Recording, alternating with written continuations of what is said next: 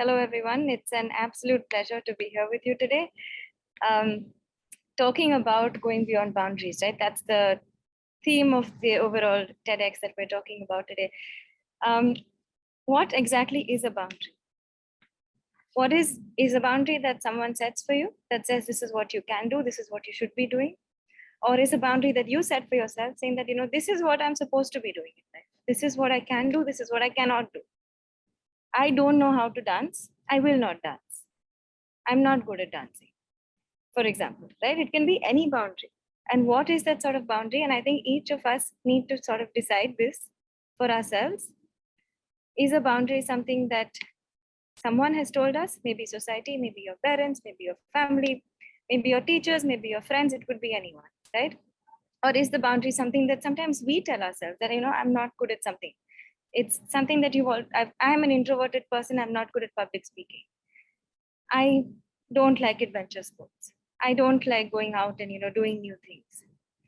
So I think a lot of the times we need to realize that we are conditioned in different manners. Either we condition ourselves or there's an outside, a society, a family, friend, peer, whatever it is that conditions us to think in a certain manner.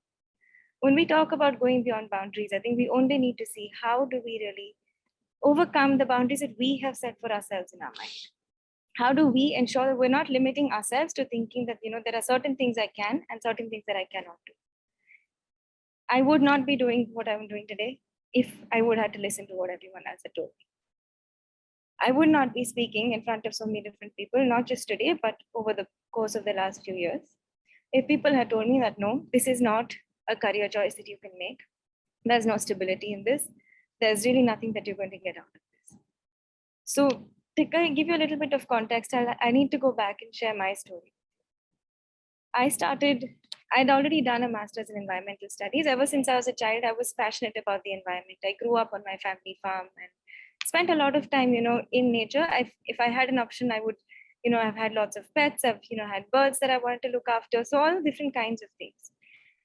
And a lot of the times, of course, that this has really been one thing, which is, say, the moment I realized the term environmentalist, I said, okay, this is what I want to be when I grow up. And which led me to do a master's in environmental studies. But the first time I actually went to an international climate conference was back in 2015 after I had finished my master's. And this was the first time I went to the United Nations, to COP21 in Paris, now where the historic Paris Agreement was signed. I was completely lost. Boundaries, right? Someone would have said, you cannot travel international alone. How can you be there as a young person, especially as a young woman? Number one, to travel alone, to not know who you're going to be staying with, to not know what you're going to be doing. A lot of different things that you need to sometimes overcome, whether it's your own fears or whether it's someone else telling you something.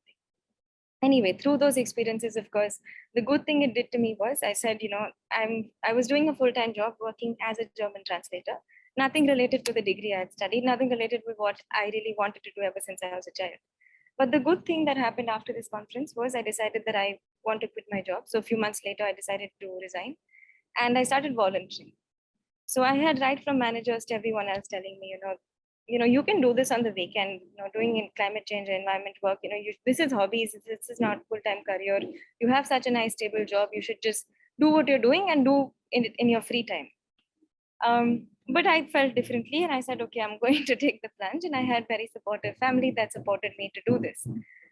So of course, there are lots of different kinds of hurdles. The more I started sort of engaged in the space, the more I engaged internationally. I worked with young people. I, of course, found a community of young people where I realized it's not just us. It's not just me who's lost and alone, but there's really a community of people who I can relate to. I can ask questions. I made friends in this space. And that really helped me. I stayed in touch. There's something known as a youth constituency under the UN climate change process. So it's a network. It's a volunteer network of young people that I joined. I eventually became a part of this. And I joined their working groups. A lot of the work, of course, happens virtually. So I attended a lot of virtual meetings. So that was a sort of trajectory where I got more and more involved. I went to the next UN conferences, sat through where these decisions are being made. 197 countries come together, learn to understand what really happens in this process, what really takes place. So understanding these negotiations, understanding the international world of the policy, at the same time working with so many young people.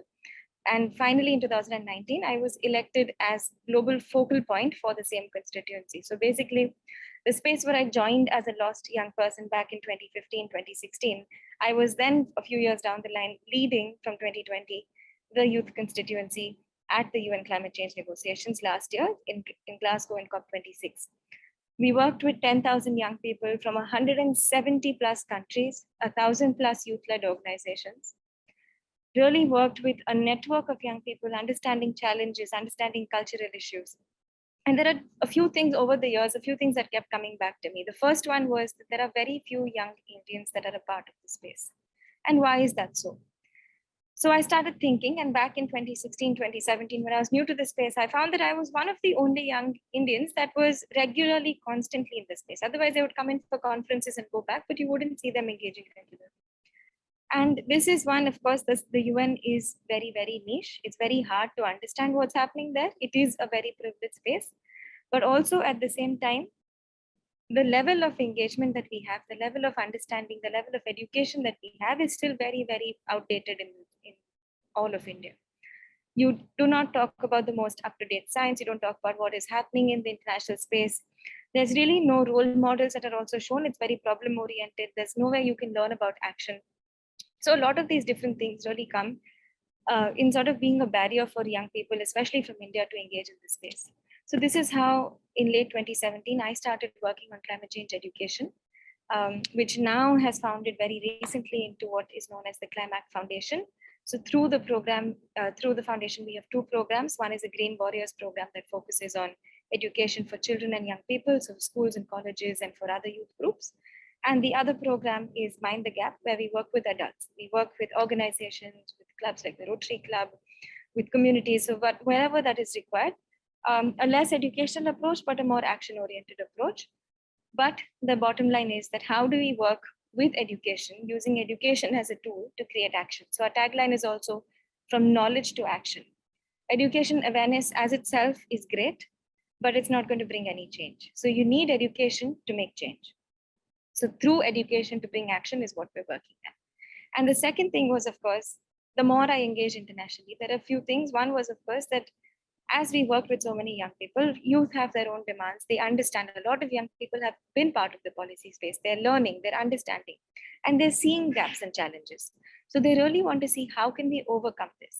And in order to bring in these youth demands, you need to have a country that is bringing these demands in, no matter what country it is, right? Because the UN is an intergovernmental process. Without governmental support, there is no chance that these demands come in. So we saw that, while of course there are different countries that support on different things, at the end of the day, young people, very few young people are part of this decision-making process. Even if you're at the UN, you're there as an observer. You're not there to be able to make these decisions. So we decided to try and overcome that challenge ourselves. So me, along with my co-focal point, Marie Claire, and two other people that have joined us along the way, Pina and Sophie, we decided to create a program that works with countries. So first we get countries on board. We get the buy-in from the country that they will nominate a few young people who they will give the responsibility, not just nominate and forget. These young people will be given the responsibility from their national government to be negotiators. So they will be part of their official national delegation as any other national government delegation, right? They will be part of this delegation. Our job is to train these young people, to build their capacity, to create a community of young people. The sort of challenges that I faced when I was in this space. How do we ensure that a new person that comes in doesn't face the same challenges? How can I use my learnings, my experiences to help somebody else engage better? So this is precisely what we're doing. The reason why I wanted to share all of this, and for this in particular, this is the first year that we've launched the program. We already have 27 countries that are a part of the program, 27 different countries that have nominated young people. We have a cohort of 60, almost close to 60 young people who are trained, who are undergoing the training and will be official negotiators at COP27. So just look at the kind of change that we can bring in by bringing in young people in this kind of spaces, by ensuring that they're meaningfully engaged. They're not just being trained by us, but they're being included already in their national trainings. They get to know the other people in the delegations. They get to learn from each other. The reason for sharing all of this is, if somebody would have told me when I was 16, that there is no way you can go out and do what you're doing, working with 27 governments, trying to make the kind of change that we see today.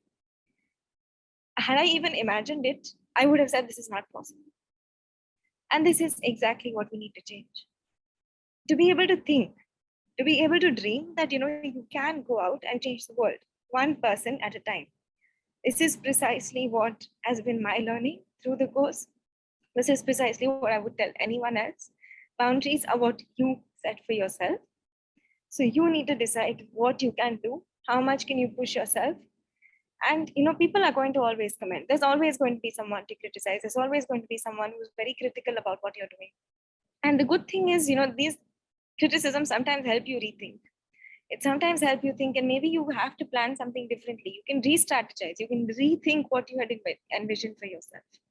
So don't be disheartened by criticism. It's always going to be there. How do you use that criticism as a stepping stone, as a learning aspect? Try and see what are they really pointing out. Is there something you can change in that process for yourself? And if you use it in a positive manner without getting personal about it, without getting hurt and without retaliating and saying, this is what you told me this, I'm going to get back tit for tat, then you're going to get lost in the drama. If you can use that, take it to your benefit, learn from it, and build up from there, there's no boundary that you cannot